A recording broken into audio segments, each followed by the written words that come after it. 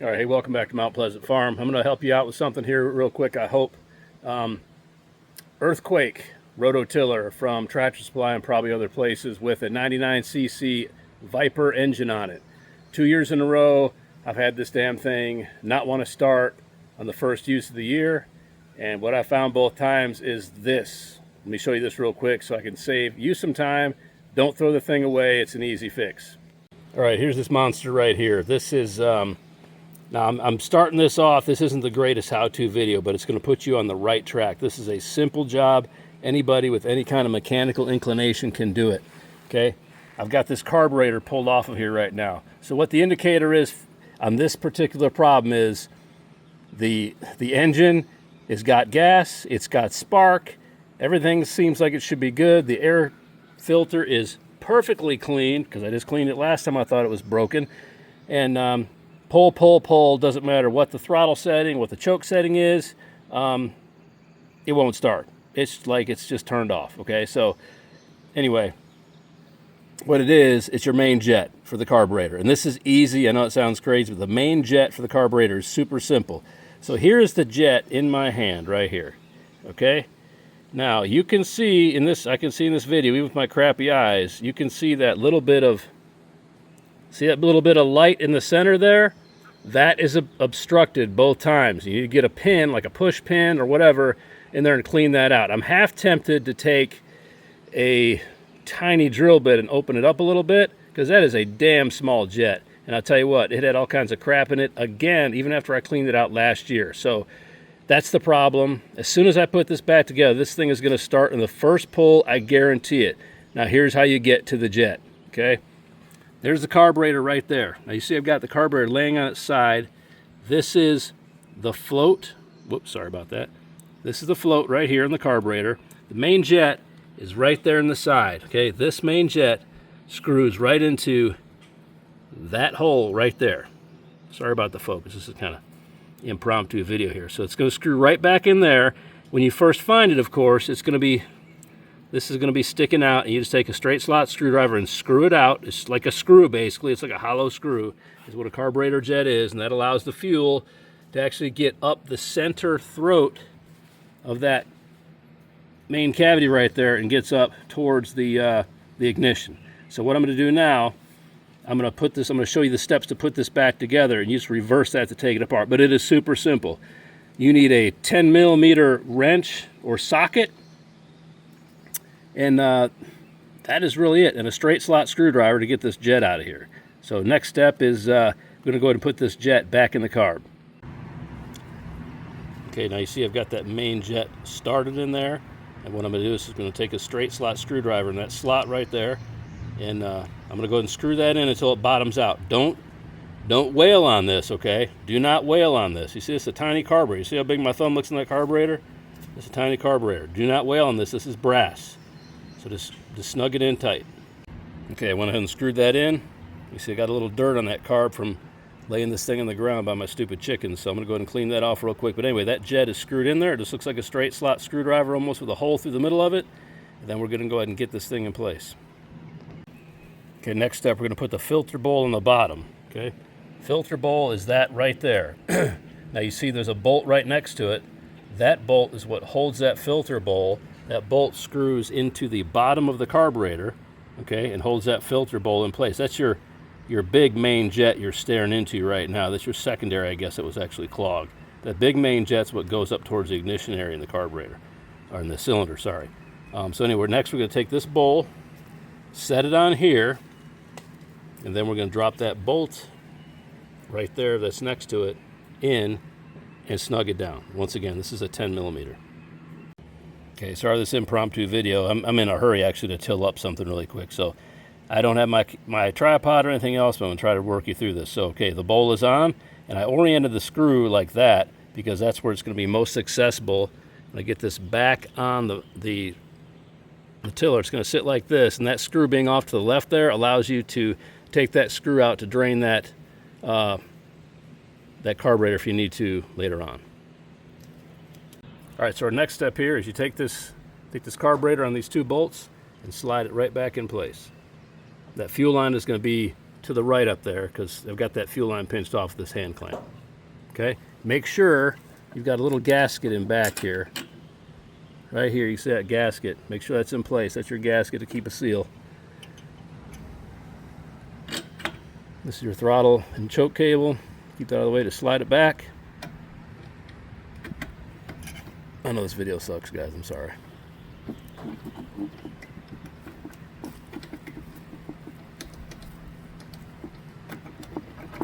Come on, baby, get on there. There we go. Okay, so that's popped in place. That is popped in place. Take your second seal and put it right here in the front. Actually, I'm going to flip that over because this thing actually has two spacers that go onto it, which I kept right here. It's right here. It's right here. They just go in place right there for now. Next, I'm going to put this fuel line on. I've got it pinched off with this hand clamp right here. This thing likes to free flow fuel. Let me get that thing out of the way. It likes to free flow fuel unless your tank is empty, so you got to find something to pinch on it or plug the end of it with. So I'm going to go ahead and pull this clamp off here, leak a little gas. We're going to put it right back in place here. Boom. Then you take your needle nose or any other pliers and grab this clamp. Put it down over past the flange of the line, if I can get a grab on it. And I've not been crazy happy with the engineering of this deal. So if you get something with a Viper engine, maybe you don't buy it. I hate to say that, but this thing has really been kind of a pain in the ass. It's easy to do this job, but I should not be doing this job. I've had this thing for, I don't know, a couple years, and both years I've started using it. After one use, that jet has completely clogged up. Okay, we got that in place now. So the clamp is on. Your carburetor is still sitting here loose. The next step is to get these two little cables on. Try to get up closer. You got a very thin one, which goes in tandem. The very thin one goes in front, and they're connected, which is kind of weird. Okay, one goes inside the other, but that tiny thin one goes in the front hole back here. Okay, in this linkage. This linkage is for your throttle. Okay, so again, needle nose helps out. I'm gonna get the big one in there first, so you can just kind of bend this a little bit. Shit, you didn't even see that. Okay, so right there. See, just bend this, grab this needle nose, pop that throttle cable in, bend a little bit, pop it in place. This tiny one, do the same thing. Put it right inside that hole. Kind of difficult to see, especially without my reading glass, and there we go, it's in place. All right, so again, the tiny, skinny one goes on the outside closest to you, and the bigger one, the throttle one, goes in back, okay? This is actually your throttle right here. I'm sorry, this is your choke. You can see the choke working right there inside the carburetor. Closed, open, okay? Okay, we're getting there, almost done. Next, we're getting the air filter housing in place. See, it's sitting right here. It's just hanging by a hose. You got your two spacers on those two bolts right there, and those spacers will fit right in those big holes right there. So I'm just going to kind of roll this in here.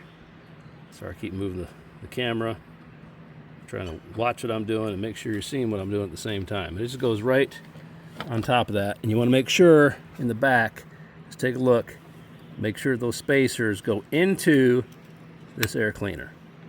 Got to wiggle it around a little bit and get it in place. Hold on one second. Okay, that air cleaner assembly is in place, and those two nuts right there will go right on those two studs that came off that carburetor. So go ahead and put those on. Those are also 10 millimeter. Okay, the air cleaner nuts are in place to hold it, and then next is going to go on is this little deal right here. This thing goes up here like this and just pops in place.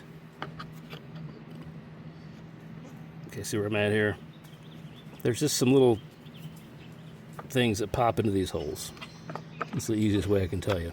You'll see it when you take it apart. This just kind of snaps into place right there. Okay, you can see these little holes just come through. And then now you're just going to put this air filter, the external air filter, in place. Just look for the pattern of that thing you just put in and flip this thing around just like this. I'm going to back out here a tad. Just like that. All right, and then you got your other side of your air filter box. It just goes on right on top.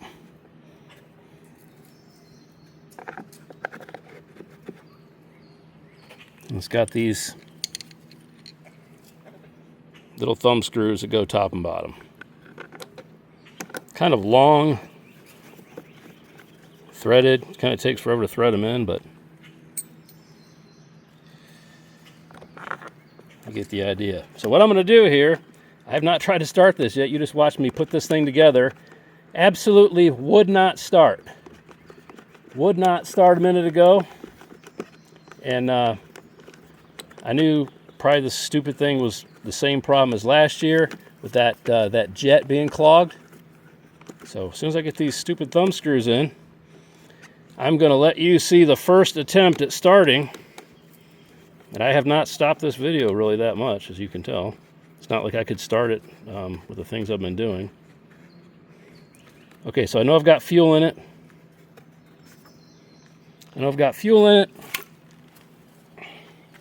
So I just filled it up before I did this job. I'm sure I drained some out, but I know I've got fuel in it. That's all put back together.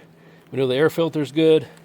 I didn't check the spark plug, but I did wiggle the connection. I know it's not bad though. So this will be our first attempt. Hopefully it'll start up and not make me a liar. I'm doing this by myself, so it might be kind of...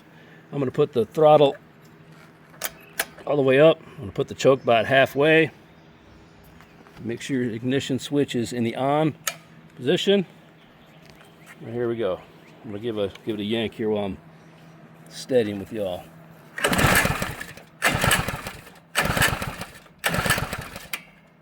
More choke. Uh-oh.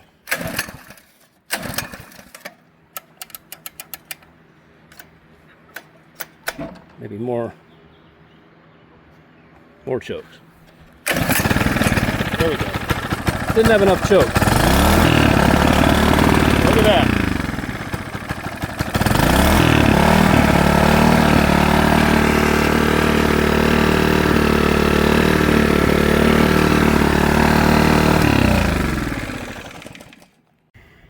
Okay, so there you go. You see how you get that earthquake tiller going again with that main jet being clogged. It's a pain in the butt. I don't know why they do it. I don't know if maybe taking a tiny drill bit, just opening up a little bit more would prevent that. I have no idea, but that brass is rusty as heck every time I see it and got to clean it out. So thanks for watching. I hope this helps you out. And as always, keep getting after it.